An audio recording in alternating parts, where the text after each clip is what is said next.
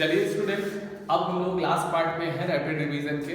बहुत तेज इन सारे पार्ट्स में मैंने आपको पूरा एक चैप्टर रिवाइज करा दिया है। तो आप बेसिकली इसमें एक बचा हुआ है सिंपल सा टॉपिक बायोगैस। बायो का मतलब लिविंग, गैस का मतलब कि जो भी गैसेस CO2, CH4 और H2 ये सारी गैसेज हैं, तो gas produced by the living is called as biogas. Biogas is not the simply single gas, it is the mixture of gases. बहुत सारी मिक्सचर होती है। 80% इसमें प्रीडोमिनेटली लमसम मीथेन होता है, CO2 भी होता है, हाइड्रोजन होता है और भी बहुत सारी गैसेस का मिक्सचर होता है। अच्छा, कौन सी गैस इवॉल्व होगी ये डिपेंड करता है कि आपने कौन से टाइप का माइक्रोब और कौन से टाइप का सबस्ट्रेट यूज किया है। ये डिपेंड करता है, ये बताता है कि कैसी बायोगैस होगी। ठीक है, इस बायोगैस के प्रोडक्शन में हमें एनारोबिक बैक्टीरिया इस्तेमाल करने होते हैं जिनका नाम मेथेनोजेनिक है। नाम है मेथेनोजेनिक, मीथेन प्रोड्यूसिंग। और इसमें आते हैं मेथेनोजेंस। इसका एक एग्जांपल, मेथेनोजेंस एक ग्रुप है और इसका एक एग्जांपल है मेथेनोबैक्टीरियम।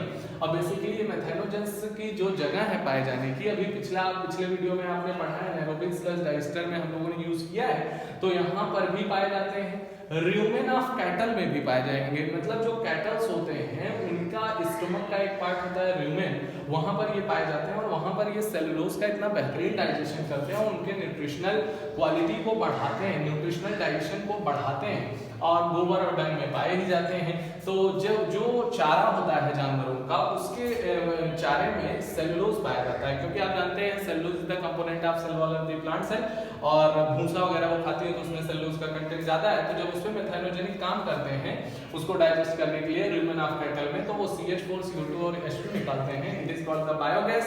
ठीक है, रूरल एरियाज में इसका चलन बड़ा है और इसके पीछे दो कंपनियां सबसे ज्यादा है। एक है KVI से फुल फॉर्म पूछा जाता है, khadi and village industrial commission. दूसरा है IARI, Indian agriculture research institute. इसके बहुत सारे फायदे हैं, जैसे कुकिंग में यूज कर सकते हैं बायोगैस को, लाइटनिंग में, एनर्जी प्रोडक्शन में, नेचुरल फर्टिलाइजर है और कोई भी पोल्यूशन नहीं है, तो एनवायरनमेंट फ्रेंडली है। आइए अब हम इसके एक सेटअप को जो NCERT में क्लियर बनाया गया है कि कैसे हम बायोगैस का प्रोडक्शन करेंगे, तो उसमें हम ये देखना चाह रहे हैं कि सबसे पहले हम 10 से 15 फीट का एक कंक्रीट मजबूत टैंक लेंगे जिसकी दो ओपनिंग होगी, एक होगी एंट्री, एक होगी एग्जिट। तो एक होगा फ्रेश मटेरियल का एडिशन, एक होगा एग्जॉस्टेड मटेरियल का एग्जिट। तो फ्रेश मटेरियल इसमें क्या है, डंग और वाटर को मिक्स करके हम इसमें डालेंगे जो इस टैंक में पहुंचेगा और यहाँ पर एक ढक्कन लगाया जाएगा जो इसके ऊपर तैर रहा होगा और जो इसमें एक नली लगी होगी जो गैस को पास आउट करेगी। तो यहाँ पर डंग और वाटर का मिक्सचर जब आएगा तो उसमें प्रेजेंट मेथेनोजेंस या मेथेनोजेनिक बैक्टीरिया जो है लगातार बायोगैस का प्रोडक्शन करेंगे, CH4, CO2, H2 और बहुत सारे मिक्सचर ऑफ गैसेस का प्रोडक्शन करेंगे और वो बायोगैस हम यहाँ से कलेक्ट करके कुकिंग में, लाइटनिंग में, बाकी चीजों में हम अवेलेबल करा लेंगे। लेकिन यहाँ पे जो एग्जॉस्टेड मटेरियल है जिसमें अब कुछ भी नहीं बचा है, उसको हम एक स्लज कचरे की तरह इकट्ठा कर लेंगे और नेचुरल फर्टिलाइजर या मैन्योर की तरह इस्तेमाल खेत में कर सकते हैं, जिससे हमारा क्रॉप का प्रोडक्शन भी अच्छा होगा। जबकि अगर एकदम फ्रेश डंग को इस्तेमाल करेंगे तो वो पैथोजेनिक हो सकता है, बहुत सारे बैक्टीरिया उसमें और भी हो सकते हैं। अगला सबसे इंपॉर्टेंट बात, एक पार्ट ये था बायोगैस का, तो माइक्रोब है और फायदा है, दोनों चीजें मैंने आपको बता दी। अगला एक आता है microbes used as a biofertiliser. यदि हम केमिकल या बहुत सारे केमिकल फर्टिलाइजर से उग गए हैं या फिर कहिए बहुत सारे नुकसान हैं, बहुत सारे म्यूटेशन कॉज कर सकते हैं या फिर मिलावट बहुत ज्यादा आ रही है, उसके ड्रॉबैक्स बहुत सारे हैं, तो जिसको हम लोगों ने डिस्कस भी कर रखा है। तो बायो फर्टिलाइजर्स का अगर हम डिपेंडेंसी लाते हैं जिसमें कोई रिस्क नहीं है, तो लिविंग ऑर्गेनिज्म को एज ए फर्टिलाइजर जो न्यूट्रिएंट क्वालिटी ऑफ सॉइल को बढ़ाते हैं, तो उसका इस्तेमाल अगर हम खेती में करते हैं तो use of bio fertiliser in agriculture is called as the organic farming. मतलब अब बोला गया बायो फर्टिलाइजर का क्या सोर्स है, कहां से आएगा, तो बैक्टीरिया भी सोर्स है, साइनोबैक्टीरिया, ब्लू ग्रीन एल्गी भी है और फंजाई भी है। तो सबसे पहला सवाल ये है कि बैक्टीरिया में कौन कौन आएगा, तो बेटा यहाँ पे एक सिम्बायोटिक बैक्टीरिया जिसके बारे में मिनरल न्यूट्रिशन हम लोग बखूबी पढ़ गए हैं ऑफलाइन क्लासेस में, क्या कि सिम्बायोटिक बैक्टीरिया राइजोबियम जो कि नोड्यूल फॉर्मेशन के थ्रू लेग्यूम प्लांट में, और एग्जांपल वहां सोयाबीन था, उसके रूट नोड्यूल में यहाँ पे बना के नाइट्रोजन फिक्सेशन करता है, तो वो नाइट्रोजन कंटेंट को लगातार बढ़ाता है सॉइल के अंदर। अगला साथ में यहाँ पे ये प्लांट के अंदर सिम्बायोटिक है, ये प्लांट के अंदर रख के बढ़ाता है। अगला लेकिन फ्री लिविंग बैक्टीरिया एजोस्पाइरलम और एजोटोबैक्टर, ये दोनों भी बैक्टीरिया हैं जो बायो फर्टिलाइजर की तरह नाइट्रोजन फिक्सेशन में काम आ सकते हैं।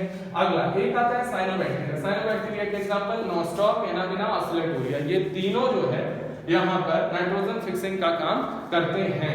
ध्यान रखना, मैं नाइट्रिफिकेशन नहीं बोल रहा हूँ, मैं नाइट्रोजन फिक्सेशन बोल रहा हूँ बेटा, दोनों में जमीन आसमान का अंतर है, तो इसलिए आप इसको क्लियर कर लीजिएगा। अगला, क्योंकि नाइट्रोजन फिक्सेशन क्या है, एटमॉस्फेरिक नाइट्रोजन से अमोनिया में किसी लिविंग ऑर्गेनिज्म द्वारा कन्वर्जन कहलाता है बायोलॉजिकल नाइट्रोजन फिक्सेशन।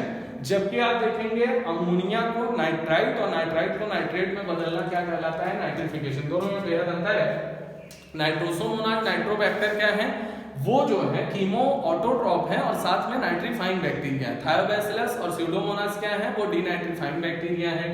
और साथ में यहाँ पे हम किसकी बात कर रहे हैं, नाइट्रोजन फिक्सेशन की। अगला आ रहे हैं फंजाई। फंजाई हायर प्लांट की रूट के साथ मिलकर माइकोराइजा बनाती है और जीनस ग्लोमस जो है उसमें माइकोराइजा सबसे ज्यादा बनाए जाते हैं। और खास बात फंजाई क्या काम करेगा आप भी जानते हैं, यहाँ पे प्लस प्लस रिलेशनशिप होता है जिसे म्यूचुअली कहते हैं, दोनों का फायदा होता है एक दूसरे के लिए। हायर प्लांट की रूट जो है जो कार्बोहाइड्रेट या जो खाना बनाती है उसको रूट में भेजती है, तो उससे फंजाई को मिल जाता है फूड और कार्बोहाइड्रेट। जबकि फंजाई वाटर और मिनरल का एब्जॉर्प्शन, स्पेशली फास्फोरस का एब्जॉर्प्शन जो है लगातार करके प्लांट को देती रहती है। इससे फायदा क्या होती है, तो होता है कि जो प्लांट है वो ड्रॉट कंडीशन से रेजिस्टेंट हो जाता है, कोई रूट बॉर्न पैथोजेंस नहीं अटैक कर पाता है। इसके अलावा कभी भी किसी भी हार्श हैबिटेट को झेलने की क्षमता रख सकता है। तो ये है हमारा बायोफर्टिलाइजर का कैसे माइक्रोब को बायोफर्टिलाइजर की तरह उपयोग में ले सकते हैं। दो तीन बातें आपको चैप्टर में और ध्यान रखनी है, जैसे सेकंड पेज पे चैप्टर पे एडिनो वायरस का फिगर छपा हुआ है, इसके लिए ध्यान रखिएगा ये रेस्पिरेटरी इन्फेक्शंस कॉज कर सकता है। टीएमवी के लिए छपा हुआ है कॉम्पैक्ट रॉड शेप होते हैं। प्रियॉन्स के बारे में दो तीन लाइन सुनिएगा। प्रियॉन्स जो है वो क्या है कि सर्टेन मेडिसिनल फील्ड में ये देखा गया कि जो सर्टेन न्यूरोलॉजिकल डिजीज है, न्यूरोलॉजिकल नर्वस सिस्टम से रिलेटेड, वो ट्रांसमिशन जो उनका हो रहा है उसके लिए एक एजेंट जिम्मेदार है जो सिमिलर टू वायरस है जिसका नाम है प्रियॉन्स। और प्रियॉन्स बेसिकली कुछ भी नहीं, कोई न्यूक्लिक एसिड नहीं, कोई डीएनए आरएनए नहीं, केवल और केवल प्रोटीन से बने हैं और वो भी एबनॉर्मली फोल्डेड। ध्यान रखिए मैंने एक बोला न्यूरोलॉजिकल डिजीज कुछ ऐसी हैं जिनके ट्रांसमिशन के लिए प्रियॉन जिम्मेदार है जो कि सिमिलर टू वायरसेस हैं और ये नॉर्मली फोल्डेड केवल प्रोटीन से बने हुए हैं, मतलब इन्फेक्शियस प्रोटीनेशियस एजेंट हैं, पैथोजेनिक भी हैं। ये कैटल्स के अंदर डिजीज कॉज करते हैं, बोवाइन स्पॉन्जीफॉर्म इंसेफेलोपैथी बीएसई, जिसे हम लोग मैड काउ डिजीज भी कहते हैं। और ह्यूमन के अंदर सेम इसी के एनालॉगस एक वेरिएंट करते हैं सीजेडी, मतलब Creutzfeldt Jakob syndrome, CR Jakob syndrome. तो ये भी प्रियॉन्स के तौर पे आप ध्यान रखिएगा। और दूसरी बात, फंगल कॉलोनी और बैक्टीरियल कॉलोनी को हम लोग नेकेड आई से नहीं देख सकते हैं। तो ये रहा आपका माइक्रोब्स इन ह्यूमन वेलफेयर। आप पूरी एनसीईआरटी पढ़ सकते हैं। पूरा सुनने के बाद आपको 40 मिनट 45 मिनट में पूरा हमारे थ्रू आप रिवाइज कर सकते हैं। बेहतर है आप इन चीजों को सुनिए, एनसीईआरटी हर जगह लेकर घूम नहीं सकते हैं आप। मैक्सिमम चीजें आपकी कवर हो गई हैं। नेक्स्ट चैप्टर हम लोग बायोलॉजिकल क्लासिफिकेशन के तौर पे पढ़ सकते हैं और उसका रिवीजन करेंगे। याद रखिएगा बच्चों, रिवीजन बहुत फास्ट होगा क्योंकि यहाँ पे एक बात याद रखिएगा, रैपिड रिवीजन का काम है। यहाँ बहुत कुछ लिखा नहीं जा सकता है और ऑनलाइन में वीडियोस की एक लिमिटेशन है, उतना सारा एक्सप्लेनेशन एक लिमिटेड दायरे में रखकर ही किया जा सकता है। लेकिन उम्मीद है हमें कि हमारी तैयारी उसी शिद्दत से चलेगी, उसमें कोई भी लूपहोल नहीं बनेगा और हम पूरी तरह से आप सबके साथ हैं। बायोलॉजी के 360 नंबर की चिंता हमको आपको मिलके पूरी तरह से खत्म कर देनी है। 1% भी कहीं कोई दिक्कत नहीं आएगी। हम तैयारी करा रहे हैं, हम पूरी तरह से पढ़ा रहे हैं आपको और आप लगातार डट के काम करते रहिए और इस लॉकडाउन का फायदा उठाइए। Okay, God bless you, thank you.